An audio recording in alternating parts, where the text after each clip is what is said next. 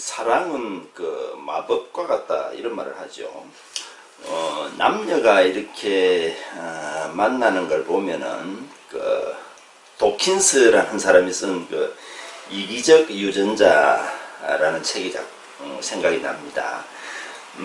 남자 여자는 서로 좀 이렇게 보완적인 그런 관계에서 더욱 끌리는 것 같습니다. 그러니까 그 자녀가 어떤 그 좀 더 나은 자녀가 태어나는 방향으로 남녀가 만난다는 그런 생각이 듭니다. 이렇게 부부라든지 어떤 그 커플에 대해서 이렇게 저는 가만히 쳐다봅니다. 두 사람이 좀 보완관계에 있구나. 예를 들어서 키가 큰 사람은 작은 사람을 좋아하고, 또 얼굴이 큰 사람은 얼굴이 작은 사람을 좋아하고, 뭐 눈이나 코나 뭐 이런 것도 마찬가지죠. 그래서 그 자녀가 좋은 자녀가 나오는 방향으로 우리도 모르게 그렇게 끌리는 것이죠. 근데 어쨌든 이 사랑에 빠지게 되면은 마치 그 사랑이 영원할 것처럼 그렇게 생각이 되지만 사랑도 그 어떤 시효가 있는 거죠. 남녀가 사랑을 하게 되면은 그 옥시토신이라는 그 호르몬이 분비돼서 이렇게 그 사람들의 정신을 뭐 마비시킨다고 할까요? 그런데 그 호르몬이 분비되는 기간은 이제 제한이 되어 있는 거죠. 보통 1년이라는 사람도 있고 2년이라는 사람도 있습니다. 그럼 그런 이제 호르몬의 효과가 이제 끝나고 나면은 그 이후에는 인간관계인 것 같아요. 그러니까 인간 대 인간이 되는 거죠. 그러니까 남녀가 그냥 마법처럼 끌리는 것이 아니라 인간 대 인간으로서 어떻게 좋은 관계를 유지하고 살아갈 것인가, 이런 것 같습니다. 근데 남자는 보면은 보통 그 본능적으로 뭐 진화생물학에서 보더라도 본능적으로 자신의 유전자를 많이 퍼뜨리기를 원하는 거죠. 그래서 특별히 그 어떤 예쁜 여자라기보다는 자기 파트너보다 더 예쁜 여자라기보다는 자기 파트너가 아니면은 다 그냥 그 마음이 끌리는 것이죠. 그런데 여자는 그 하고는 다르게 어떤 그 깊이를 추구한다고 할까요? 우수한 유전자를 그 받아들이고 싶은, 그리고 그 자녀를 자손을 잘 양육하고 싶은 그러한 본능이 있기 때문에 자기 파트너보다 더 나은 사람이 있으면 끌린다고 합니다. 예를 들어서 지금 현재 파트너보다 뭐 얼굴이 더 잘생겼든지, 돈이 많든지, 뭐 사회적인 지위가 더 높든지, 또는 뭐 지능이 더 뛰어나다든지, 뭔가 자기 파트너보다 더 나은 남자라는 판단이 되면 더 끌린다고 합니다. 그래서 어떤 남편이 이렇게 바람을 피웠을 때 여자가 하는 행동을 보면은 저도 뭐 저 자신이 아니라 다른 사람들 통해서 봤습니다만은, 여자는 도대체 자기 남편이 어떤 여자하고 바람을 피웠는지 그 여자를 이렇게 평가를 하고 싶어 하는 거죠. 여자를 가서 직접 보고,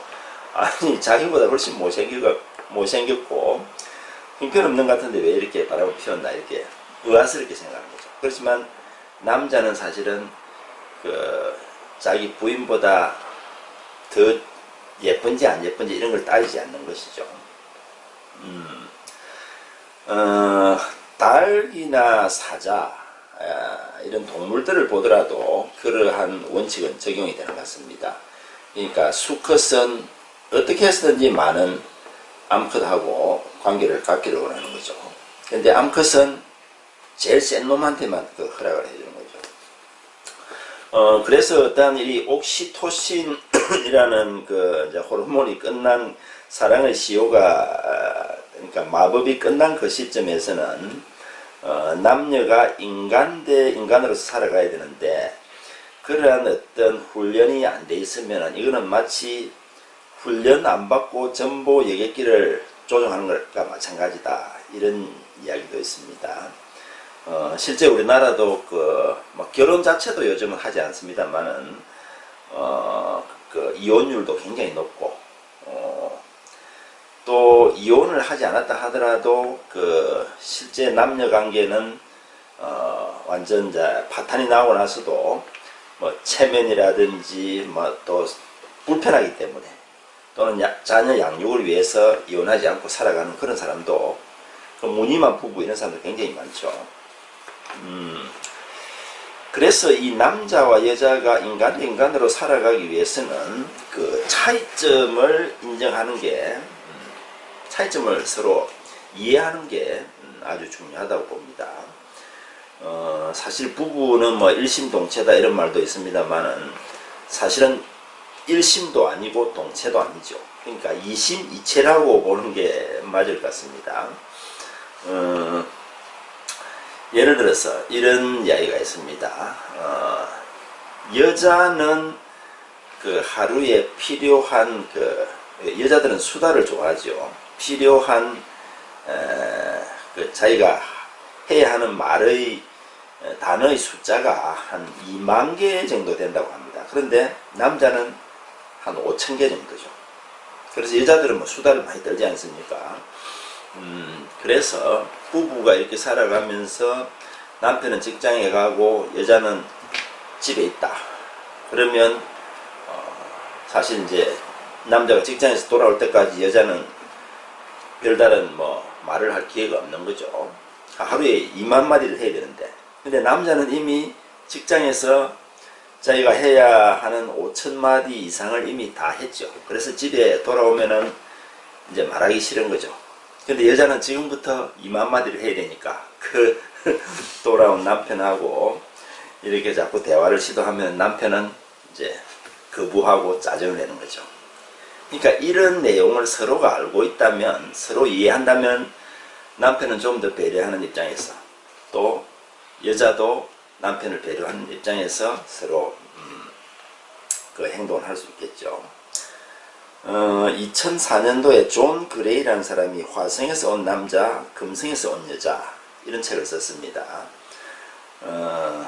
뭐 몇 가지 내용을 읽어보면은, 좋은 의도만 가지고는 충분하지 않다. 그러니까 서로를 잘 이해를 해야 된다는 거죠. 서로의 어떤 본능이라든지 사고방식을 이해해야 된다. 남녀가 서로를 존중할 수 있고 서로의 차이를 인정할 때 비로소 사랑은 꽃을 피울 기회가 생기게 된다. 에릭 프롬도 그런 이야기를 했죠. 사랑의 기술이라는 그 책에서, 사랑하고 싶으면 배우고 훈련하라. 그 사랑의 마법 그 기간 중에는 뭐 별로 배우지 않아도 되지만은, 그 기간이 끝나고부터는 배우고 훈련해야 훌륭한 관계를 유지할 수 있는 거죠. 화성남을 좀 읽어보면, 그녀는 공감해 주기를 원하지만은 그녀가 해결책을 원한다고 생각합니다.